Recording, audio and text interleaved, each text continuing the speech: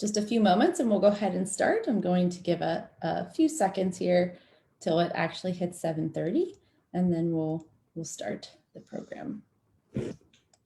Just a few moments. Welcome everyone for episode 3 after the show. We are all in this together, Pandemic-Johnstown, 1918. We are here tonight with some of the individuals from the Johnstown Area Heritage Association. We have Richard Burkert. Did I say that right, sir? Yeah. President of the Johnstown Area Heritage Association, of which he has held that position for 42 years. And we also have Shelley Johansson, Director of Communications for JAHA, she has been in that position since 2003. Those of you that are here in the Zoom webinar, please use the question and answer function to ask your questions. If you're joining us live on Zoom, please put your question in the comments and we'll make sure that they get asked here on the live show. So we're going to talk a little bit about what's been happening with JAHA and some of the history surrounding the other character in the movie, which is the Wagnerritter House. So Richard, what is the house's history and when was it built? Who built it? Give us a little background on that other character in our story. Cambria City, we recognized quite a long time ago, was historically one of the more significant neighborhoods in Johnstown. It was the sort of the immigrant settlement neighborhood, first German and Irish, and then Slavic and other nationalities. This is where, when you're coming to Johnstown, it was one of 3 neighborhoods, and it was probably the most important, but by far the most important of them is a settlement. This is where you get your feet on the ground. This is where you got to start. Again, it was originally German and Irish, and the main character we see in the film is an Irish woman married to a German.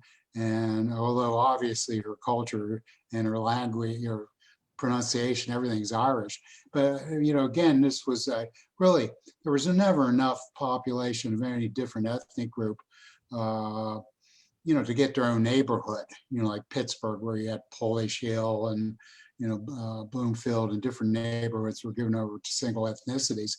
In Johnstown, they all kind of got mixed together, built their own churches, built their own ethnic clubs, and the remnants are still there, and they're kind of an interesting historical resource and community resource. We had this neighborhood registered as a National Historic District 20 years ago. It was the first one in Johnstown. We think Cambria City is a really special place. Now, this back in the 90s, this house was actually offered to us as a donation by the descendants of the Wagnerritter family. And it's the kind of house you drive by and miss. It's sort of balanced. It's 3 windows, but it's a little bit off balance, doesn't look quite right, and nothing would make you notice it. We went into it, and it was like, gone into King Tut's tomb or something, because that place had been sealed. Now, no one in the family wanted to live there anymore. It never got central heating. Only got plumbing after the 1936 flood, when the city passed a law that you had to have interior plumbing. So they were really frugal people. And basically, the one branch of the family that lived there for well over 100 years.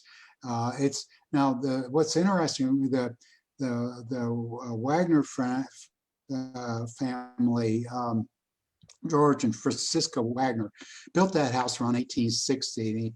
They moved to Johnstown. They're German immigrants, so part of that group of Germans that came to the United States. They're not the colonial German, Pennsylvania Dutch, but these were people who left Germany because of poverty, and there had been, like in 1948, a revolution. So a lot of people went to America to get, have a better life.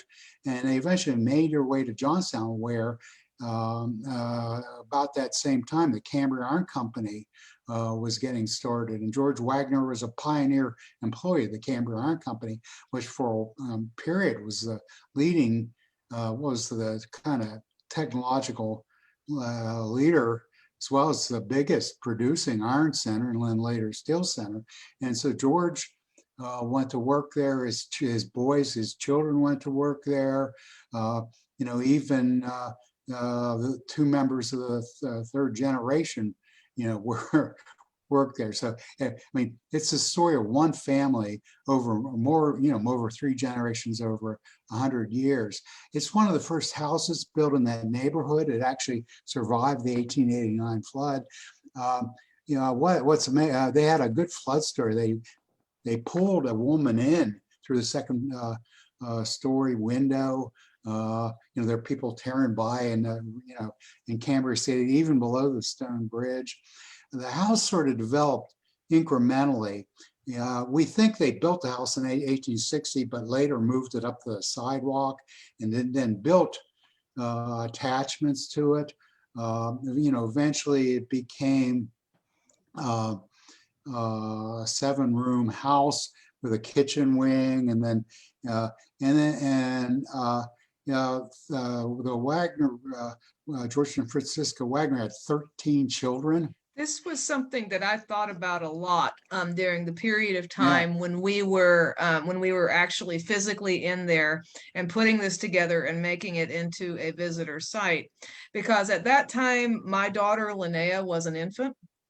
And I was thinking about that, 13 children, and of which 7 would survive, and what that would have been like, and that number of people in a structure that size. And it was really, and that I think is one of the things that's really special about it when you have visitors there, because we have seen over and over, we've seen older people come in with their grandchildren in there, and the grandchildren are like, man, this reads like the Dark Ages. It's just absolutely crazy. And the grandmother goes, well, this is a lot like what my grandmother's house was like. And then they're like, wow, suddenly it comes alive. And that brings us to a really interesting question about renovation. As you're talking about getting it ready for visitors and having visitors join you, what was the process of renovating that house like? Well, in the historic building trade, there is a report that you create, and then we had a consultant, John Milner Associates, out of Eastern Pennsylvania, help us. You do an historic structure report, and they document how the house was built, the history of the house. They also do historical research, but they examine the house, the fabric, dig down. And what we found is this was a common type of house. What's different about Cambria City? The Cambria Iron Company eventually built hundreds of company houses. They rented their employees. Cambria City was laid out in 1854, the same year Cambria Iron Company came, and that was all built by individual owners. And many of those houses were plank frame. You didn't have to be a carpenter to build your house. And George Wagner and probably some of his friends and relatives built this thing incrementally over years, just one plank thick. So you had it was drafty, to say the least, in the winter, but they had a house to live in. Now the Historic Structures Report gave us glimpses of the houses that we knew, from comprehensive research, that it had been moved, that there had been additions to it. They also did, there was a plaster above the original wainscoting, but that was added late. And what we found when we dug down through the plaster was there was, again, like 14 layers of wallpaper. Mm-hmm. And it would crack. The wallpaper would crack, and your solution then would be to go and get new wallpaper and slap it on up there. Yeah, that's and one of the things that we were all really amused by, we tried to restore to a reproduction of the first layer, right? But some of the color choices were really pretty wild. I mean, you'd have these patterned wallpapers and then a border, and it's just like that. That's not what most of us would have picked. And, I remember speculating that, well, maybe this was just what was on, this was cheap, this was what, was available, and she picked it out. I mean, and it's not necessarily a modern sensibility to some of that stuff. Well, what we did was reproduce wallpaper from different periods of the house. And so you have papers from the 1870s, some later papers. But we did the kind of restoration you do when, most historic houses are the homes of, wealthy individuals with good taste. This is a working class family, built their own house by hand. Francesca wallpapered with whatever she could find, and probably, whatever was on sale. And as Shelley was explaining, because it was just a plank wall, the planks, the changes in temperature expanded and contracted. So the wallpaper was constantly, being torn. And so that, I guess that was their vapor barrier. They kept wallpaper in it to give them a, kind of good look. And so, we have that. That's why one of the things that makes that house look so authentic. If you look at it though, the walls like breathe. I mean, yes, it's a weird effect.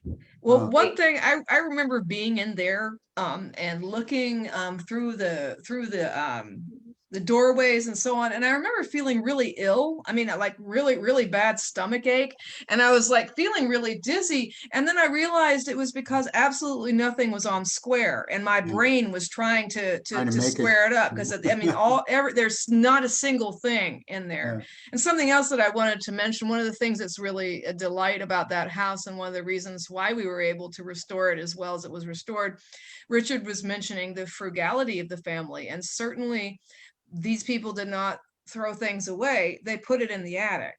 And so all of, the vast majority of the art and things on the wall and stuff was stuff that belonged to the family because it was already there.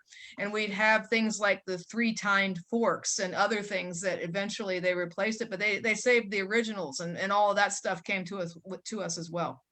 Looking at the video, one of the things that pops out, Anna Ritter, she's the central character. She's born in the 1860s and dies in the 1960s. She lives to be 103 years old. She left for 5 years, was married, had 3 kids, and her husband died. She came back and lived in them, helped with her parents, lived there, and with her 3 children, 2 of them eventually, came back and lived with her. The last one was they inherited the house.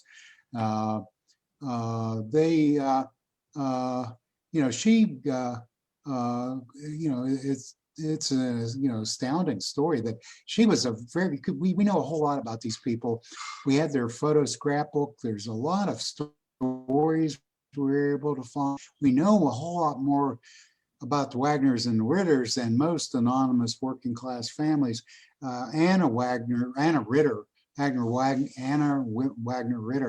is she's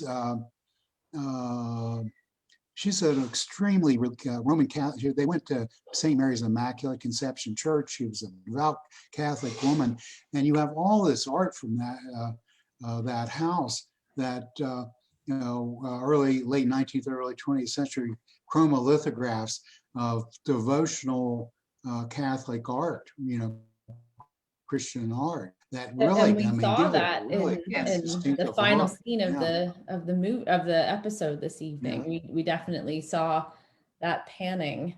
Yes, absolutely. Absolutely. But it's interesting. I mean, that was one thing that I was thinking about as watching it, is that, we do get it that our character, in the film is religious. But I'm not sure she's quite as religious as Anna Ritter was. I mean, this woman, I mean, one of the stories that I remember about her, what she spent a lot of time being working, and what she'd spend it on services and stuff at St. Mary's Immaculate Conception. She was just very, very devout, and that was what she did with her time and her money. So as you were telling us lots of fantastic tidbits of information and compiling that into the wealth of information that you definitely have about the house, it makes it seem like it's a little unusual to have a museum like this. Why is that? Well, I don't know that people understand what we have. We think this is something really authentic to Johnstown.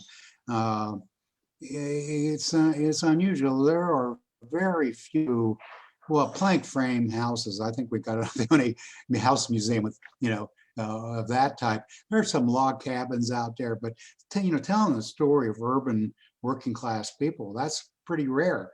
And people who go to historic houses typically are looking for, fine art and furnishings, and that's so. This Or is maybe something, somebody really famous lived there, yeah, I mean, exactly. at the very least, Yeah. or maybe it's really architecturally significant, or maybe often both, This is from the this is the bottom up, rest of though. us. Yeah, this is a whole different look. And I guess the point, I'm probably repeating it, but that this house was given the same type of care in doing a careful restoration as any of the houses of the rich and famous.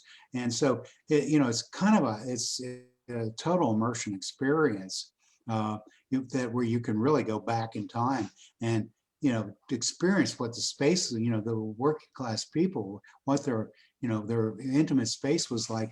It even got more claustrophobic when you got the Slavic immigrants coming to that neighborhood later.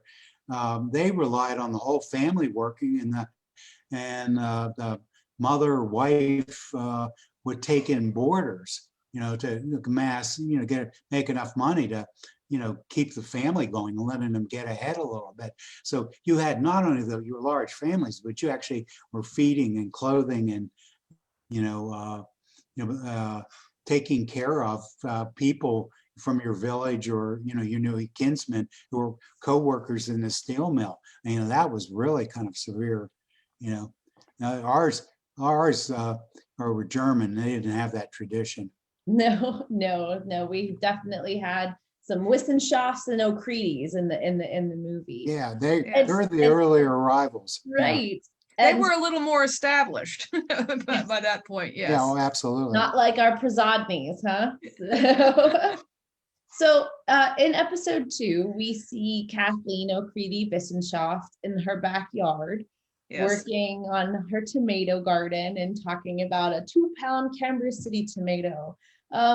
But your backyard is authentic as well. And I must say that while I was there for helping with the filming, I saw some pictures of some archaeological excavation that was going on. So can you tell me a little bit about that Well, that was backyard and describe what might have went on there or what you may have found? that was fun. We were able to do summers of public art. We had a public archaeology program. That means people who wanted to volunteer in the dig showed up, and they were trained how to dig, how to sort material, how to catalog artifacts. And so we learned a huge amount about the Wagner-Ritter family. We kept finding all these pop bottles throughout the yard, fragments and whole ones. Turns out in the 1890s, 3 of the brothers tried to start a backyard soda business. And one of them, actually, one of the later descendants, did set up a soda bottling factory in Coopersdale. But this group, they had a stable, like a shed in the backyard, and they turned that into a soda pop factory. And that was like, a kind of an entrepreneurial entry point. It was fairly cheap to make soda. And then we know there was many of these in Cambria City. The Bottle Works was a soda bottling factory, and more successful. But we found what happened, basically, we think, is that the Spanish-American War happened during that period, and the price of sugar really shot up. And so they were priced out of the market. So they would work ill the rest of their lives. But yeah, also, Richard, I think One thing that is also worth mentioning, though, is the whole gardening aspect, because that's what our character is doing. She's gardening tomatoes. Yeah. And that's one thing that I think is fun about the way we run the Wagnerritter House. It is the Wagnerritter House and garden, is that the Johnstown Garden Club comes and they plant an heirloom vegetable garden, with as close to what she would have had access to, our actual historical figures who lived there. The varieties of cabbage and whatever, and whatever they get from that, they donate to the food bank down the street, which is really kind of neat. But the idea that the backyard in these sorts of places, these sorts of houses in this time period, was a working space. It was a space that was used to help support the family, by growing fresh things. We had a German, a historian of Pennsylvania Germans designed a garden. And we have hops growing there because the family would have brewed their own beer, or, at least at one point. But then we also have rosemary, which was in honor of Mary. So it was a German Catholic family, Roman Catholic. Their gardens all had rosemary, which is something I'd never heard of. But, so in a lot of subtle ways, there's a lot of research behind everything you see there. Well, it sounds like there's a lot of interesting things. How do people find out more? How do they get information? And are you doing anything this summer associated with the Wagnerritter House? We are really excited about this summer at the Wagnerritter House. We are putting together a new way of touring that is going to have options, and we're going to be offering, it's been challenging to operate the Wagnerritter House because it is so small. It's not a place really that you can put a bus tour. I mean, because really physically you can't have that many people in there. So it's been kind of a satellite facility, kind of seasonal. But we are working on a new form of ticketing that will enable us to offer tours of the Wagnerritter House and also tours of the Center for Metal Arts, which is, in the old pattern shop in the Cambria Iron Works, which is really exciting. So we are excited about working on presenting this house, because it really is a place that benefits from having a docent there that can interpret it for you. I mean, it's neat to walk through, but if someone is pointing out, well, this is how this would have been done, here are some of the things that you should notice, this is what that religious art means, etc., it's more meaningful. Yeah, we have 3 tour guides we're training to. You can go in the most historic sections of the Cambria Iron Works, as well as the Wagnerritter House. And we have 3 of Dr. Paul Newman's students where, that he helped us vet, and we're training them to be guides. And so basically what you do is buy tickets online and plan your tour. And so we're doing something. The idea is to encourage people to get out under the surface, just really, get, look at a variety of options for, learning in Johnstown.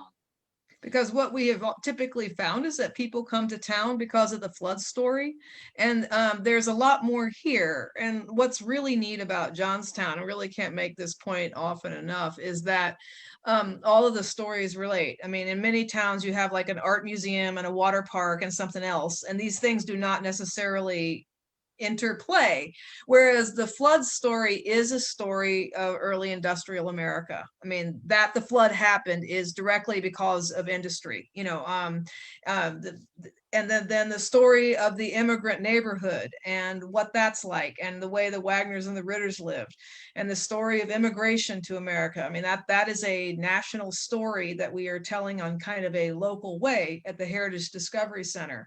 The story of iron in Johnstown is a fascinating and wonderful story.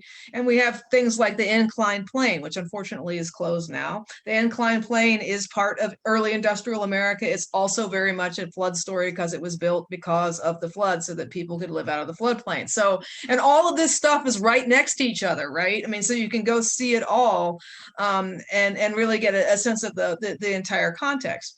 But we want to encourage people to go beyond the flood story and to see all of it.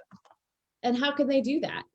Where do we have them? How can we send them to find those things? Well, for now, our website, jaha.org, is a really good place to start. There is an awful lot of information on there about all of the stories that I mentioned. If you start digging around a little bit, because I mean, Jaha, frankly, is a weird organization, and it is all because of Richard and his vision. But there are not usually, I mean, museum organizations. We are a museum organization. We do some historic preservation stuff. We have archives and all this stuff. And then there is this special events, weird presenting music arm as well. I'm doing all of these things, and with the goal basically of bringing people to Johnstown, making Johnstown's heritage be a big part of an economic driver for its future is basically how all that ties together. But our website does have so much information about all of this stuff. And I personally think it's really interesting to dig around in there. I mean, there's a lot of stuff. The marketing program, the sales program that Shelley was describing will appear out on our website and elsewhere, I think in June, right? Yes. Okay. That's the plan. Well, that is absolutely wonderful. What are some other things that we have planned with Jaha for the summer? Tell us about that music festival. Wow. Well, we've got a very nice little music summer concert series planned. There are 2 concerts planned. They're going to be on July 9th and 24th, so that's coming up. We also have a lot of other events that are being produced by other entities going on at the park. And I think the park is a really great place right now. I mean, the park is busy as can be right now, because it is an open air space. So it's about as safe as it gets under the current set of circumstances. People feel, a little more comfortable there in a group, and rightly so. So we're excited about new programming going on at the park. The music festival, of course, has moved to the first weekend in October. And we're excited about that because, the way the calendar normally is, it's normally the first weekend in August, which just felt a little bit too soon. Particularly if you're trying to sell tickets, trying to sell tickets in March, which is normally when we go on sale, seems a little bit challenging. So we feel real good about October though, and hoping that everyone continues to get vaccinated and do all the things that one needs to do in order to sort of bring the pandemic to if not a conclusion, at least to the point where it's safe. But yeah, we've got good stuff going on. I'm excited about it. Two really cool temporary traveling exhibits that they have at the Discovery Center too. And they'll appeal to different groups. One's like an international metal making, blacksmithing exhibit that we were able to get, for August and September. And then we have Earthwalk Explore. It's you take your shoes off and explore Pennsylvania. It's a relief map, and it's going to be really cool. That sounds wonderful. Yeah. And we have our Children's Museum, which they had a lot of upgrades right before COVID. Yes. So it's kind of a different place, that no one's seen yet. Well, I can tell you that I've spent many a day in the Children's Museum with my. That's awesome. That's awesome. That's awesome. And do you like the microscope? Isn't that cool? That was really fun. Yeah. Very cool. We're excited about that. Still the coal slide, no matter what, right? That's right. I've been down the coal slide. And we also have the elevator has been broken. That's been, a real challenge, but we are really grateful to report that the fundraising campaign for that has been successful. The work is underway. It really should be fixed, within the very near future. And obviously, that has been really upsetting because, you can't really have a museum without being able to make it accessible to people, who have any sort of mobility issue at all, or, parents with kids in strollers. I mean, all kinds of reasons why it was just really, really offensive to not have an elevator. So we're really, really excited about that because it was a pretty big challenge to raise $92,000 in the middle of a pandemic. So, but yeah, that's a part of Cambria City history. There there were at least 3 breweries in Cambria City, and our Heritage Discovery Center started as a Germania brewery, and breweries, use gravity as part of the process. So it's a 5-story building. So missing an elevator was a really, Yeah, a not real hardship something for that everyone is involved. not tenable in the long term. Yeah. Final question for you both. We obviously had a project surrounding the COVID-19 pandemic, and we were looking at the similarities between 1918 Spanish flu or influenza and COVID-19. And when I reached out to Dr. Newman, he immediately reached out to Jaha. So how long did it take for you to mull that over? I didn't mull it over at all. It's, again, this is an educational resource for residents and visitors to Johnstown, and we're reaching more people through this video, and I think it worked really, really well. I think I've been very impressed, and the house looks great too. I mean, like you were saying, it's almost like it's a character. And again, I'm not sure everyone understands what we're trying to do down there.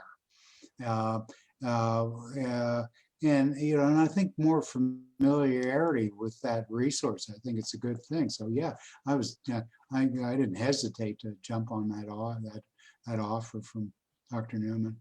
Well, I can tell you we are very grateful for it, because other than Kathleen O'Cready Wissenschaft, the Wagnerritter House was the character in the movie. Yes.